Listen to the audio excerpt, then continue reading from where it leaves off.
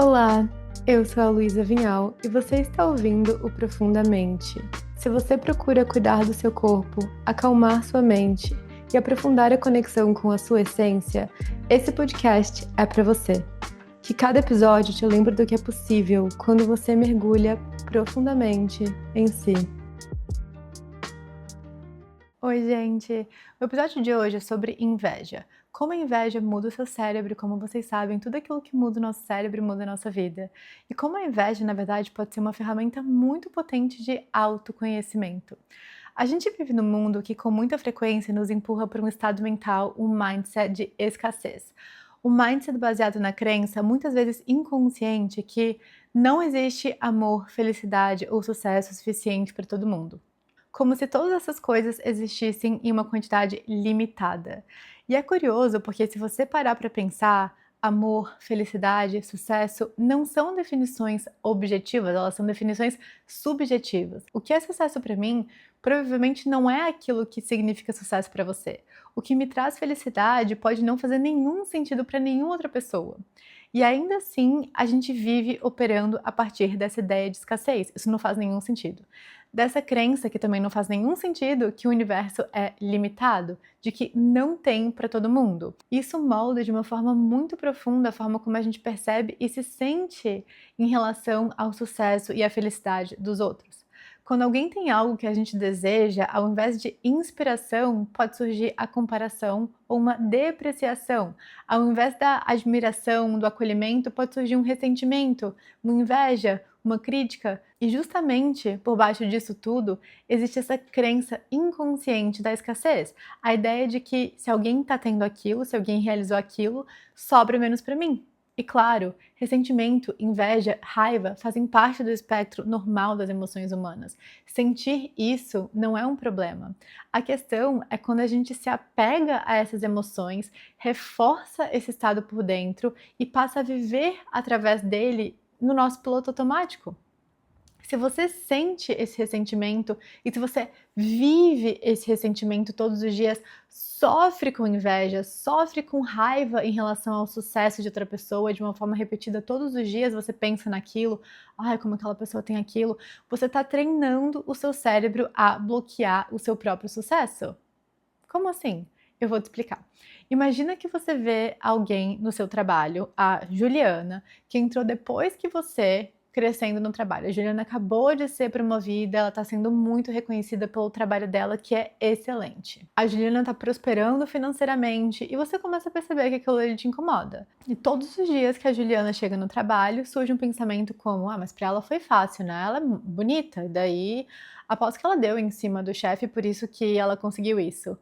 Mas eu sei que ela só conseguiu isso porque ela teve ajuda, a família dela tem muito dinheiro, a família dela deve conhecer a família do dono da empresa e por isso que ela foi promovida. Mas eu nem queria ser promovida mesmo, porque quem tem dinheiro não é tão espiritual e para mim é muito importante estar conectada com a minha espiritualidade.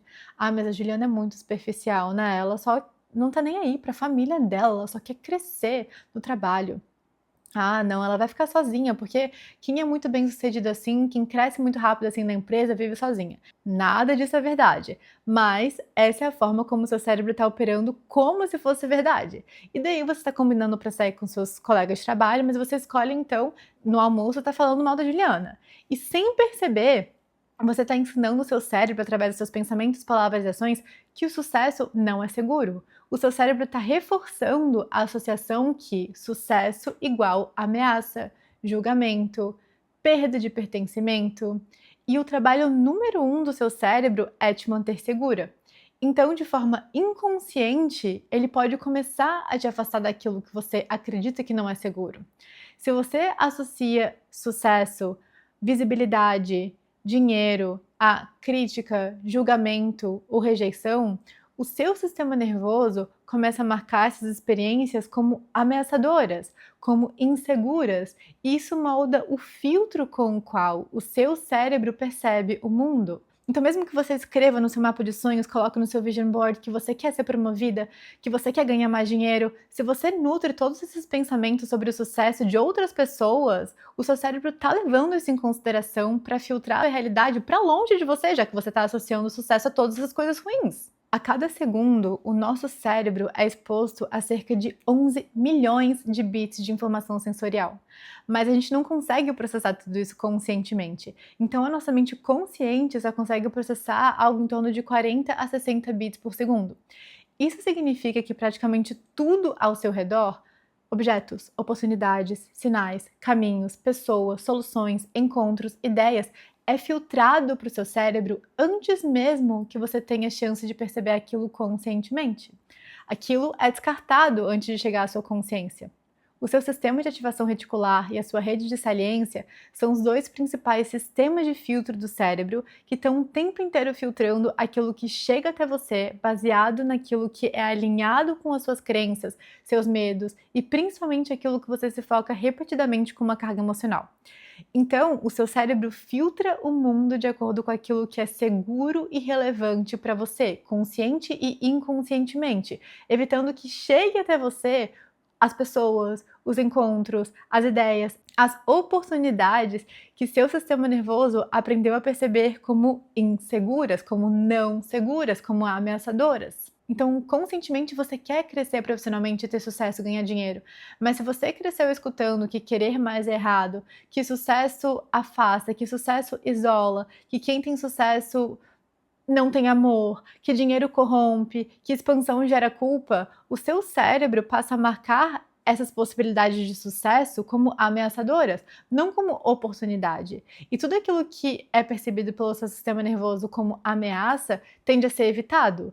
Muitas vezes nem chega na sua consciência. Tudo aquilo que a gente ressente e nutre emoções negativas de forma repetida, a gente está reforçando para o nosso sistema nervoso que aquilo não é seguro. O ressentimento que você nutre vira, sem você perceber, o limite da sua própria expansão. Então, como mudar isso? Transformando inveja em reconhecimento e inspiração.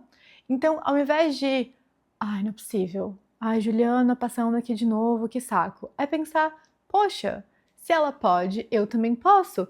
Se ela consegue, eu também consigo. A inveja, quando olhada com honestidade, com vulnerabilidade, ela vira clareza e nos traz muita informação sobre aquilo que a gente quer e muitas vezes a gente nem sabia que a gente queria. Então, por exemplo, sendo muito honesta com vocês, tinha uma fase da minha vida que eu me sentia muito mal quando eu sentia inveja de alguém. Quando eu via alguém realizando ou vivendo algo que eu queria e ainda não tinha, eu me colocava para baixo e arrumava motivos para me depreciar e justificar o porquê essa pessoa tinha e eu não. Eu sei que algumas pessoas, quando sentem inveja, colocam outra pessoa para baixo para se igualar. Eu sempre me coloquei para baixo para justificar o porquê que eu não tinha. Uma grande mentalidade de escassez e autocrítica. Hoje, depois de muito trabalho interno, eu escolho agir de uma forma completamente diferente. Se eu sou exposta a alguma situação, se eu vejo alguém tendo alguma coisa, tendo sucesso, e eu percebo que a minha resposta inicial não é, nossa, que legal, essa pessoa conseguiu isso, essa pessoa tá vivendo isso. Se eu percebo que meu corpo fica, não sei, achei isso, não gostei disso. Ao invés de falar mal da pessoa ou me colocar pra baixo, eu começo a investigar o porquê que meu corpo tá reagindo dessa forma, porquê que eu tô reagindo dessa forma. Então, o primeiro passo é reconhecer. Eu começo a escrever e daí eu penso, poxa, essa pessoa tá me mostrando alguma coisa, deixa eu entender o que essa pessoa tá querendo me mostrar, o que essa reação tá querendo me mostrar. Será que isso é inveja? Será que eu tô projetando algo meu nessa pessoa que eu não gosto de ver? Será que essa pessoa tem algo que eu desejo? Talvez uma confiança, um status, uma forma de viver, e o meu ego ferido prefere agir como se eu não gostasse dela? E daí eu faço diferente. Eu olho para isso e falo: obrigada, ego, obrigada, sistema nervoso, por tentar me proteger. Mas se eu for totalmente honesta, isso que essa pessoa tem é muito legal. E eu acho que eu quero isso também. Eu não entendi por que meu corpo não gostou. Eu posso ter isso também. Se essa pessoa pode ter isso, eu posso ter isso também. Eu acho que me senti desconfortável porque eu vi essa pessoa agindo com a situação de uma forma tão confiante e isso me gerou inveja, porque eu gostaria de ter essa confiança também. Poxa, eu gostaria de ter essa confiança também, então vou trabalhar para ter essa confiança também. Vou até mandar mensagem para essa pessoa para saber que tipo de cursos ela faz de autoconhecimento, como ela consegue ser uma pessoa tão confiante nas situações. O que começou com uma inveja se torna uma autorreflexão e traz muita clareza e pode realmente mudar a vida. Então, por exemplo, se você tá na academia e você sente um desconforto de passar do lado de uma mulher que tá sempre treinando de top, shortinho, com corpaço, e tá ali vivendo a vida dela, treinando, pegando as cargas pesadas, não olha pra ninguém, e o pensamento que te vem é: essa pessoa se acha, eu nem gosto dela. Você nunca falou com a pessoa, só pela pessoa estar ali, plena vivendo a vida dela, com confiança, você pensa: "Ah, não sei, não gosto dessa pessoa". Ok, você pode não ter, tantas vezes não bate mesmo energeticamente, às vezes a gente é incompatível com algumas pessoas, mas será que aquilo não é um gatilho? Será que aquilo não tá te mostrando algo que você gostaria de ter também?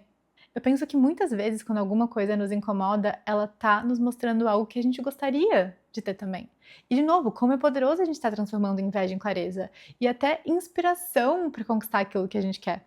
E daí que entra a vulnerabilidade, a honestidade consigo mesmo, em olhar para as nossas partes, as partes que a gente não quer que ninguém veja, a gente não quer que ninguém saiba que a gente tem, e se perguntar: "Poxa, será que isso é inveja?". Porque quando a gente fica presa na inveja, o cérebro cria 1000 justificativas, 1000 razões para justificar por que você não gosta daquela pessoa. "Ah, mas ela é isso, ela é aquilo. Ah, mas é muito fácil para ela. Aposto que ela tá com vários chips hormonais. Ah, mas isso não veio no meu contexto. Minha família, todo mundo tem genética para ter obesidade, então eu nunca vou ser daquele jeito". Mas esse tipo de pensamento, esse tipo de crença não te motiva, só te deprecia, só te afasta daquilo que talvez você deseje. Então, muitas vezes a inveja não é o fato em si, a gente não sente inveja do fato em si da pessoa estar treinando de top de short. O que no fundo desperta algo na gente, muitas vezes, é a sensação que aquela experiência, que aquela cena, que aquela conquista, que aquela pessoa nos representa. O que te trouxe inveja e incômodo talvez seja a confiança, como eu falei, daquela pessoa. Talvez seja o fato dela estar confortável no próprio corpo, parecer relaxada, fazendo exercício sem se preocupar com o olhar dos outros. E talvez você se incomode porque você seja o tempo inteiro pensando se alguém tá olhando pra você, pensando se alguém tá te julgando, e aquela pessoa não tá nem aí, isso te traz um desconforto. Se você olhar profundamente pra isso, talvez seja isso que te traga um incômodo, e não a pessoa em si. E pessoalmente, todas as vezes que eu fiz esse trabalho interno hoje, mais consciente, quando eu sinto inveja, isso me trouxe muita clareza de coisas que eu queria para minha vida e eu nem tinha consciência que eu queria antes daquela situação. Então a saída da inveja não é negar o desejo que você quer aquilo. O mundo é abundante, tem para todo mundo. A inveja não é um problema.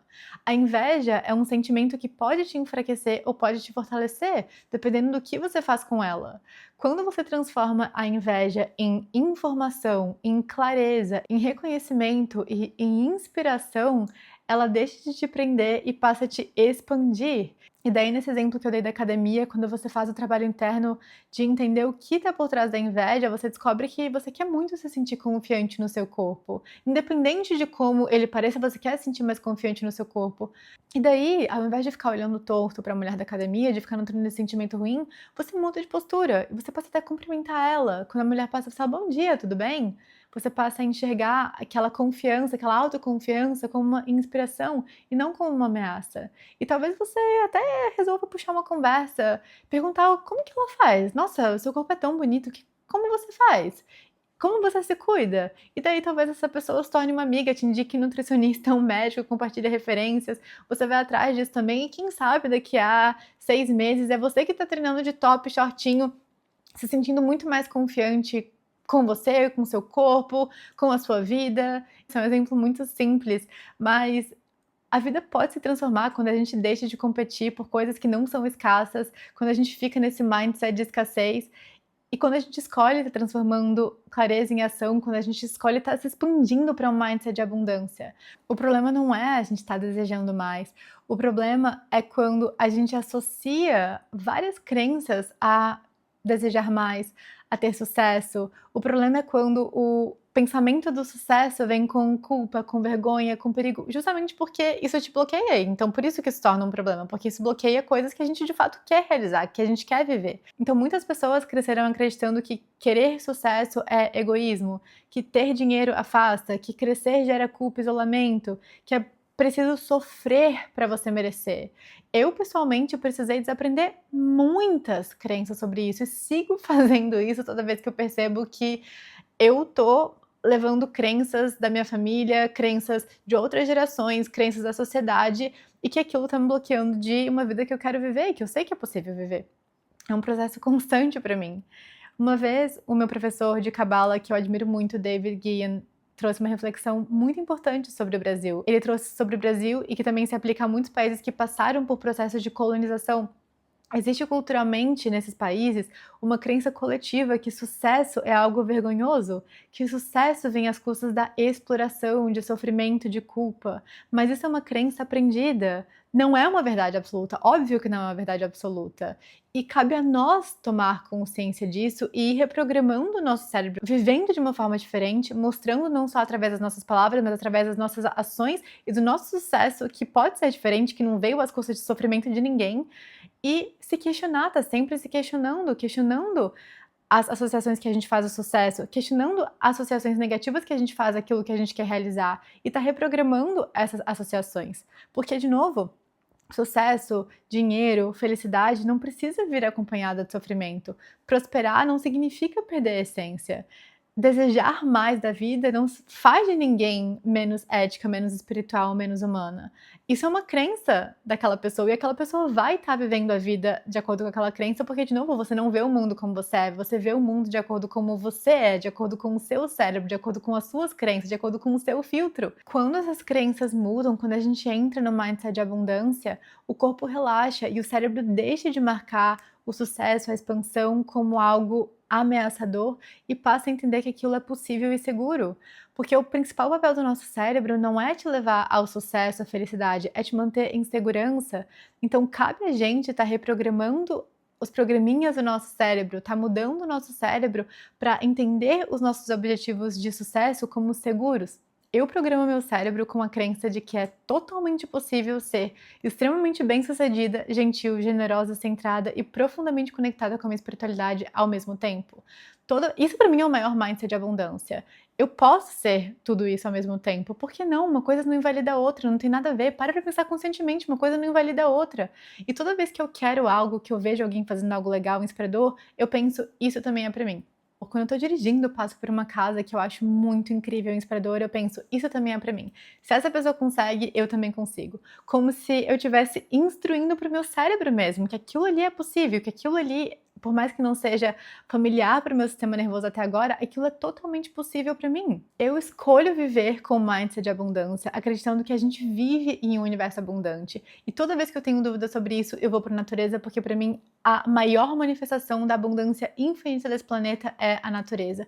Você olhar o mar, você tá dentro de uma floresta e olhar as árvores, é muita abundância. E eu escolho me conectar com isso. Tudo é uma questão de escolha. Uma pessoa pode escolher estar vendo todas as desgraças e escassez no mundo, eu escolho estar focada naquilo que vai me trazer mais abundância, eu escolho estar focada na abundância que existe no mundo. E para mim, essa escolha significa escolher sentir gratidão por tudo aquilo que eu tenho e confiar que coisas ainda melhores estão a caminho.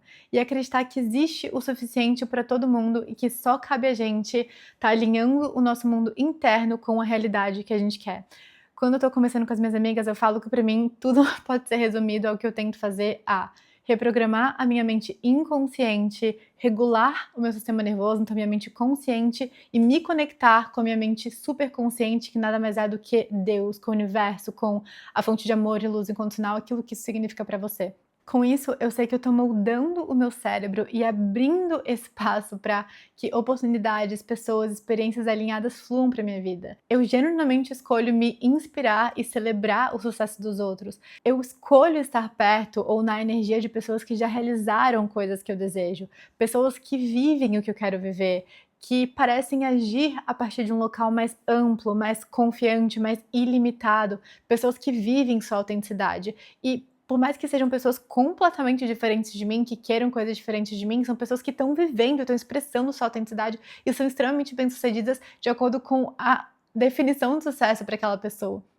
Para mim, nesse momento de vida, essas pessoas que são os meus maiores expansores são a Melissa Wood Tepperberg, o Dr. Joe Dispenza, óbvio, o David Guion, meu professor de cabala, a Catherine Zankina, eu vou colocar o Instagram deles na descrição desse episódio.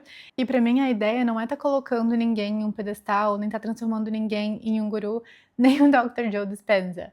Pra mim, eu entendo que todos eles são seres humanos com qualidades, com defeitos. A gente tá aqui na Terra, a gente é dual, mas eu reconheço e percebo que tá em contato com essas pessoas, com esses expanders, através de cursos, livros, podcasts, mentorias, está consumindo a energia dessas pessoas de forma diferente, me expande.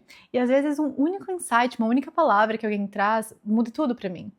Geralmente, esses expanders, esses expansores, são pessoas que já trabalharam muito as suas crenças limitantes e me trazem insights daquilo que eu preciso mudar em mim para estar me tornando e sustentando a frequência daquilo que eu desejo. Espero que você tenha gostado desse episódio e até a próxima.